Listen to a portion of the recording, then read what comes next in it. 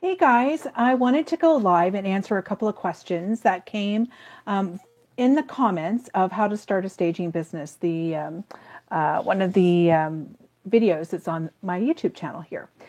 So here are the two questions. The first one is, will staging stifle my creativity?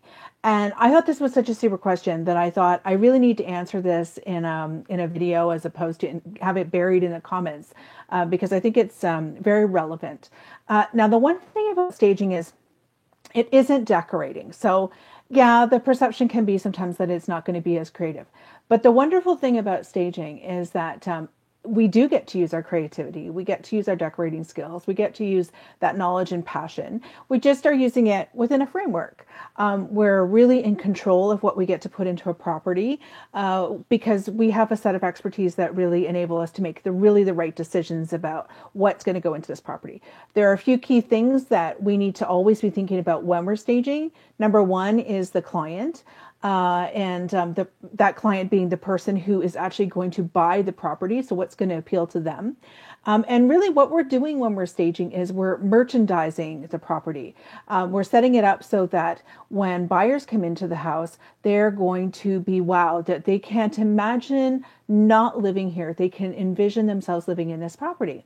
And there's several ways that we do that. One of them is using our decorating skills. So using color, using light, which is hugely important when we're selling a property. We also look at flow. Flow is really critical. We need to set up our property in exactly the way that we want a buyer to see it, and exactly in a way that we know that our buyers are going to be wowed, that they're going to want to come and live in this house. They have to buy this house.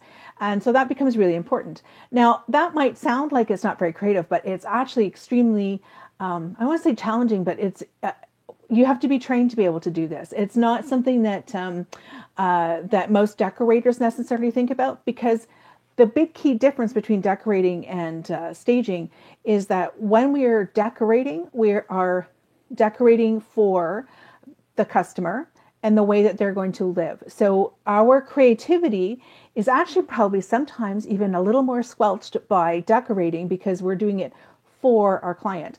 When we are decorating to sell, which is staging, we are actually using our own creativity, our own choice of inventory, our own love of color, our own love of texture, but we're putting it into a property in a way that we know it markets and highlights the best parts of the property. So that's kind of primarily the difference. One is we're looking at decorating for a customer. The other, we are decorating or for selling. And that is actually where we get to use our creativity. And as I said, we do it within a framework because we know that there are particular ways that really engage a buyer, and that's how we're going to set up our property. So using color, using texture, using space planning, making sure there's really good flow. Did I say lighting? I think I said lighting a couple of times. That's really important. We always, I think often the perception is that we look at things as being neutral. We look at neutral more as we look at it as a backdrop. And then we build just in layers like we would in decorating as well. So we build in layers as we go through.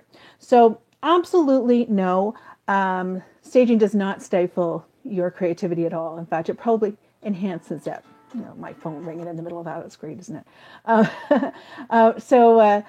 Definitely highlights the best of what we can do. The other thing that is super, super, if you are a stager and are wanting to be a stager and you are creative and you love to make something out of nothing, all those challenging, fun things, and really love to see the results fast and quick is the other thing that's a real bonus about staging for someone who's creative, and get paid quick too.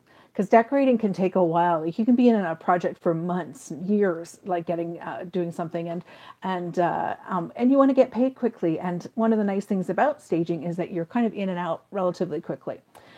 But one of the big bonuses of being a stager that really gets us and enables us to be able to use our creativity is that we get to actually go out and shop, and we get to shop wholesale. We get to shop decor. We get to go to the furniture markets. We get like big deals and specials. We get reduced pricing. We get to choose what we want to put into a property when we are doing staging. That doesn't happen so much when we're actually decorating, because we get to put our print on it, our fingerprint on what we're going to do when we're decorating. But when we're staging, we are doing it because we love that furniture, we love that style, we love that color, we love that texture, and we decide that that's what we want to have in our inventory, and therefore that's what we're going to put into our staging plan for the houses that we stage. And yeah, so it's pretty damn cool, I have to say. So no, absolutely hands down, you are not squelched or stifled if you are a creative person. The other thing that's really important always too about staging is that it is a business and it is your business. So you get to do it the way you want to do it. There is a framework, absolutely for sure. And I highly recommend training. We offer the Successful Stager as foundation training. If you haven't been to it, go to www.thesuccessfulstager.com and you'll read all about the program and any other trainings that we offer as well. But we do have that foundation certification program as well, which outlines for you all the differences and the nuances and the training that you need to make sure that you do an amazing job as a stager so that you sell a property in the best way possible and in the best light possible, that you tell that story that helps a buyer to say, I got to live there. I forgot where I was going with that, but the point being really that there's lots that you get to do. Another thing that also comes with the training too, because one of the questions in addition to will you be stifled was, do you need training?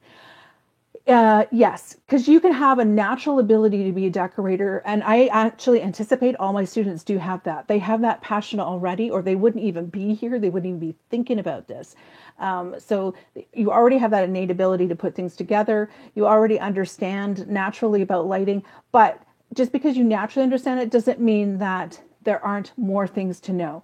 And when it comes to staging, we take all those things that you might know naturally and we put them into a framework that allows you to deliver the best staging plan possible, which means that you utilize lighting properly. Because if you think about it, you're going into a house that's already got someone living in it. Maybe it's an empty vacant home. Perhaps it doesn't have enough lighting. So how are you going to do that? How are you going to manage that situation? Perhaps it doesn't have any color. So how are you going to manage that? And so there are like lots of different nuances that go along with staging. But I will say one of the really big and most important reasons to take training is to learn how to run your staging business. There's a lot of moving parts and you're often moving quickly. You're getting to make really great creative decisions, but you want to make sure you're doing it right. And you want to make sure that you're doing it right for your customer and your business. So that's one or two actually really good, important reasons why you want to be trained.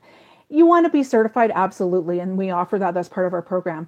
But in the end, it's not really about the certification. It's really about understanding how to stage a property so that it sells and makes your clients the most amount of money and fast. And so that you aren't shortchanging them in any way at all. And you're confident that you're not doing that and that you're creating the best staging plan using all those decorating principles combined with what you've learned about staging to deliver the best job possible. So that's in a nutshell. Whether or not staging stifles you as a decorator or any of that decorating spirit that you have, because no, it doesn't. It's also a little bit about training in there, why training is so important. So you can think about that. And the third question that I was asked was, should you work for an agent or should you work for yourself? I will tell you that that is absolutely a very personal decision. They're going to be really very different scenarios. I recommend that you have foundation training, certification, be a certified stager, and have that under your belt regardless of what direction you go because you want to be the best. And I will tell you that there are more stagers out there because there are more people wanting to have their home staged, wanting to sell their house for more money, wanting to be competitive, and more agents who want that for their customers as well. So the staging industry is young, it's growing, and so the more people that you have that are actually trained, the better off you are at getting the job, at being competitive and being able to deliver for your client. So back to whether or not working for an agent or your own. So absolutely, it's a decision that's really personal for you. If you want to work within the framework of working for someone else, knowing that you're likely not going to be working for other stagers or working for your own business and creating your own projects, then absolutely you can do that. You'll know that you'll usually have a consistent salary. You'll have the all the things that go with that, which let's face it, security is a big deal too, right? In our jobs. But if you want to have your business, then absolutely you want to learn how to run your business really well. You want to be you want to be successful with that. but then there comes those challenges of growing your business and building it, and all those steps along the way. And so it really, honestly, it's a personal decision. And if you find the right agent to work with and you want to learn and you think this is going to be a really great place to get experience and they're going to pay you well, they respect you, they respect the industry of staging as well. It is really important because not everybody realizes what staging really does. And you want to make sure that you're working for someone that you really want to work for, that you want to be part of that team, that you really want to deliver an amazing product, and still be able to go home at 5 o'clock at the end of the day and spend that time with your family as well. So absolutely, you can do that. And absolutely, if you choose that you want to have your own business, you can do that too. And at the moment, the majority of stagers have their own business, but that's just been because that's the way the industry sort of started. A lot more agents are recognizing that they would like to have someone on their team because they have a lot of listings and they don't want to have to keep going out and hiring somebody. They're probably paying more by hiring somebody from a company to come in and stage for them, as opposed to if they carried their own inventory and they had a stager on site as well. So there's benefits both ways. It can indicate to you that the agents are really quite serious about what they do. And that's why they want to have someone full time. So you can look at it from that perspective as well. So, but the one thing that I would say that to really watch for is to make sure that they are not going to, let's say if you want to go out and still get jobs and still be able to do staging for other people and other agents, and you don't want to be exclusive to one agent, then you need to think about whether or not that agent's going to be a good fit for you, because some agents will require you or request of you that you are solely staging for them.